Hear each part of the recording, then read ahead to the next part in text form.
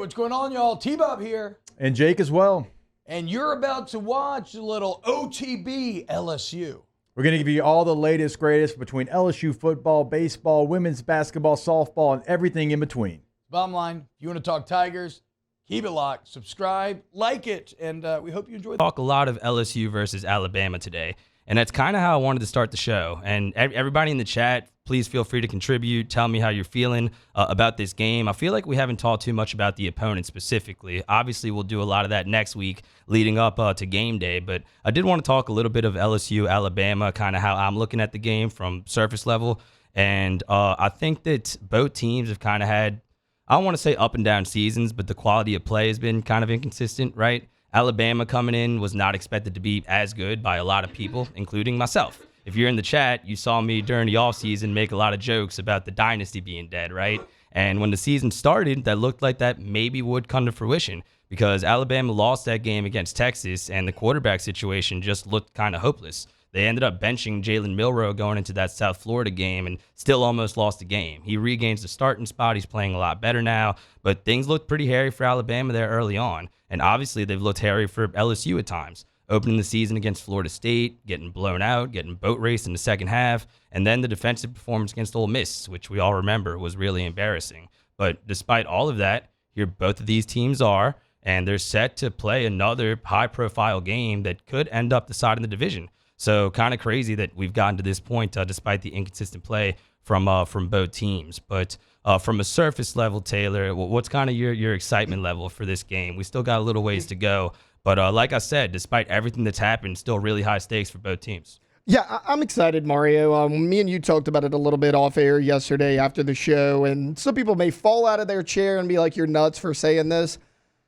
While I think that this DB room is a concern, you really can't get much worse than you've already been, and Alabama's strength is not throwing the football. I mean, they do have Jermaine Burton. He's a really solid receiver, but outside of him, there's a significant drop-off. I think if you can neutralize Jermaine Burton, Jalen Milroe, he's not a guy that's just going to stand back there in the pocket and scan the field. So get a little bit of pressure on Milroe, which Alabama has given up a lot. The least amount of times Milroe's been sacked in a game is 2.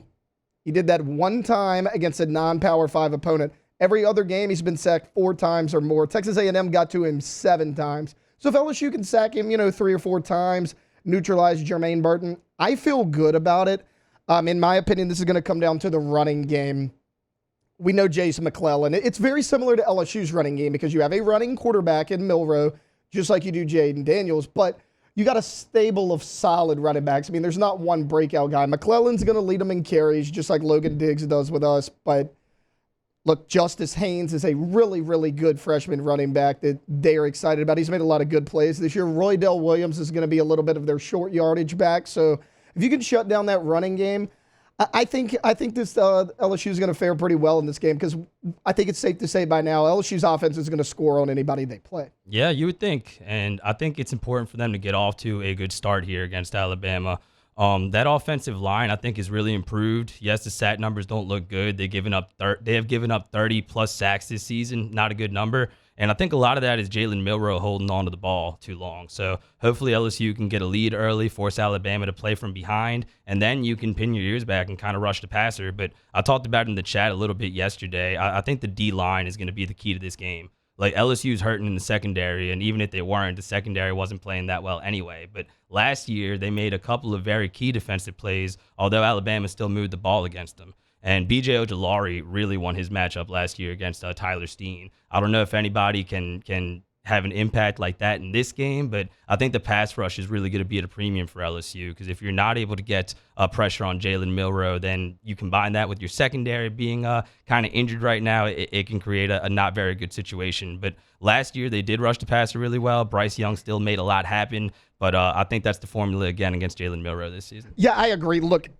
I think this game has Harold Perkins' name written all over it because he's been really good in coverage. He's the #1 coverage linebacker in all of the SEC. Now, if we were coming into this season, nobody would have thought that would have been the case, but you put him out there at nickel, which is really where he's played most of his snaps right there. If he could neutralize their #2 option, whether it's an Isaiah Bond, Ja'Cory Brooks, like somebody like that, neutralize Milroe's number 2 option outside of Jermaine Burton, then put him in at the box, stop the run a little bit, blitz him off the edge a little bit. This is that game where you move Harold Perkins around because you mentioned it, like you need one guy to be that pass rusher. While the D-line's been pretty solid since Pete Jenkins came into the mix the last couple games, they're still not elite pass rushers. Like Mason Smith, run stuffer. If Mekhi Wingo, if he even plays, he's predominantly a run stuffer. Now, Savion Jones, he hasn't necessarily gotten beat a lot of times, but he hasn't gotten to the quarterback a ton either. So you need one of those elite pass rushers, and that's Harold Perkins. So I think the role you use him in this game is going to tell a lot for this defense. Yeah, I probably should have started the conversation with Perkins, honestly, because Ojulari made a big impact in that game. I know he maybe didn't have the numbers, but watching the game from the press box, I really noticed that. He was really collapsing the pocket on Bryce Young. But Harold Perkins was just chasing him all over the place that day. I remember the first drive, he gets a couple of key pressures. I would like to see more of that, despite how well Harold Perkins is playing in coverage right now. And we had a buddy text us yesterday that that is a good thing and maybe a bad thing for LSU because you're taking Harold Perkins off the field as a pass rusher. Not off the field, but, not making him a pass rusher in those situations. So you're definitely going to need a heavy dose of Harold Perkins. And as long as we're talking about the trenches, we do have some good injury news for LSU. It was really doom and gloom yesterday, the situations with the cornerbacks, Alexander being out, Chestnut being MIA. But it looks like LSU will have their starting right tackle back against Alabama. Emory Jones missed a game against Army with an ankle injury, expected to log a full practice every single day going into this game, and he obviously is expected to play against Alabama.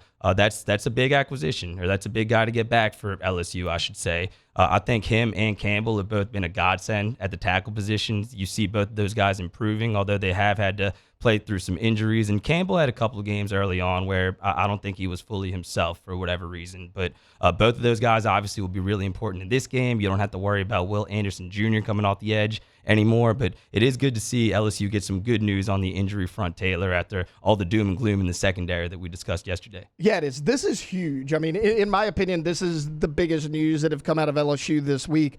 Lance Hurd is a great football player. Yes. He's going to be really good here. However, at times you can tell he's a freshman, and that's okay. There's a lot of times where a defensive line will do a stunt, a linebacker will come off the edge. It confuses him a little bit because they're doing things that, frankly, he's not very used to, and he does not have a ton of reps in college. Getting Emory Jones back, I know it's weird to say because it's like him and Campbell are both true sophomores, but they've started a ton of games now. I mean, they're the veterans on your offensive line. To have both of those guys at the 2 tackle spots, I think it's huge, and it might be a big difference in the game. Yeah, you make a good point about the reps. Like, this deep into their second season, like, those guys are ready to make an impact in this game. Protect Jaden Daniels, open up holes in the run game. And I think you've really seen them improve, to your point, with reps. Like, I remember the Tennessee game last year with Emory Jones. I believe it was the 4th down play. They put Keyshawn Butte in motion. They ran into each other, and the timing was just off. But you see all that shored up now. And now that LSU's getting healthy, hopefully, you can have a quality performance from your offensive line in a game where you're really going to need it. But to wrap up this segment, I kind of wanted to do a little scouting report when it comes to Alabama, kind of some stats from some of their key players that have jumped out to me. And then Taylor, Grant, y'all can give y'all's take on this if y'all want. But a couple of players I want to discuss, I guess 4 of them. One obviously being Jalen Milroe. We already discussed the sack numbers, 30-plus times. But an interesting stat for Jalen Milroe that I found is that he is averaging 10.6 yards per pass attempt. That's second in the SEC, only to Jaden Daniels. So maybe volume's a factor there. Maybe that's smoke and mirrors, but that is a stat that I found. And then Will Ricard, I said it right? Will Ricard, Alabama's kicker. I honestly didn't know too much about this dude, but he's a beast. And T-Bob mentioned it a little bit a couple of days ago. Ironic that Alabama's kicker is arguably their best player right now, given Nick Saban's history at that position at that school. But Ricard, big game against Tennessee last week. Field goals of 42 and 50 yards. He's made 28 straight field goals and is the reigning SEC Special Teams Player of the Week, number 5 on the NCAA all-time career list. So he's going to be a factor. Having a good kicker in college is definitely really, really important. We saw Missouri benefit off of that in their big win a couple weeks ago. That could hold true for Alabama. So that's definitely a player to watch. And then Kool-Aid McKinstry. We all love his name. He's obviously really good. It's interesting, Taylor. They actually have barely thrown to his side at all, but still really good numbers. He's only given up 2 touchdowns in man coverage this season. And on third downs, teams are only completing 31% of their passes against McKinstry. So really good football from him. You already mentioned Jermaine Burton. I honestly thought he had bigger numbers, but he's their most explosive guy, I suppose. And this is an Alabama team that, still has a lot of talent. Like I said, the quality of play has been kind of up and down, but still has some game breakers in all three facets of the game. Yeah, and look, you mentioned the kicker. I know everybody's like, oh, well, he's a kicker. For the longest time, what was Nick Saban's Achilles heel? It was that he could not find a field goal kicker. Will Reichardt's been his starting kicker for 3 years now, and he's been great. But, Mario, talking about JaQuincy McKinstry for a second, if we can. He's been great, no doubt. You mentioned a lot of people kind of avoid his side of the field. I don't think he's played a receiving core anywhere near as good as what he's going to face against LSU. And, honestly, Squirrel White last week for Tennessee, he gave him some problems. He had over 100 yards receiving. He did have a big touchdown catch. And the other thing, it goes back to Jalen Milroe. I mean, that's the key to this game, obviously at the quarterback spot. But even when they needed to make that big comeback last week, he only threw the ball about 7 or 8 times in the second half. It was still running. So if you can stop that run and bottle up that talented trio of running backs they have along with Milroe, yes, he's been efficient. You mentioned the numbers, his yards per attempt, his efficiency, and all that's great, but they haven't asked him to do too much. If you're LSU and you neutralize that running game, Milroe's going to have to throw. When the volume goes up and the big situations goes up, how's he going to respond? Because we still really haven't been able to see him do that, except in the Texas game where he played pretty poor. So I think those are probably the 2 key spots in this game. And like I said, I would really like the offense to get off to a fast start. If you can get Alabama playing from behind like Tennessee was able to do last week,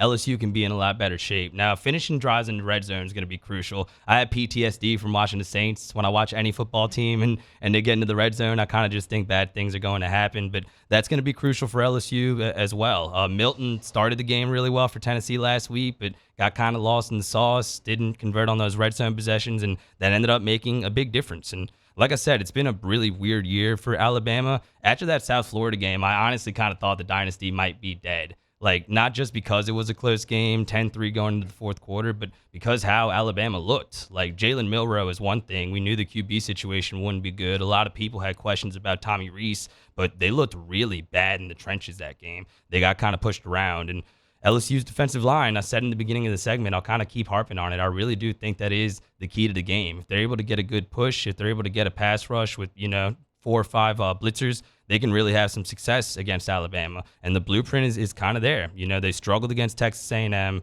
They had to hold off Arkansas in a game where they had an 18-point lead in the third quarter and still almost dropped it. And they struggled against Tennessee last week. So, like I said, this is an Alabama team that I think is somewhat vulnerable. The game being in Tuscaloosa definitely helps, but this is going to be an interesting matchup. I'm really curious to see where the spread lands because I know that games like this, it can really kind of fluctuate. And by the end, it could be a situation where Alabama is favored, most of the time going into the game, but then LSU is a favorite on that Saturday. So I'm curious to see where that ends up. I think earlier this week, it opened at about Alabama 5.5 point favorites, similar to what it was in 2019. Okay. We'll see what happens. Wow, Jake, what incredible takes. I mean, those guys, they're just the best. I think so. And if you think so, again, hit the like button, subscribe, ring the bell so you get notifications when we post every single day here on OTB LSU.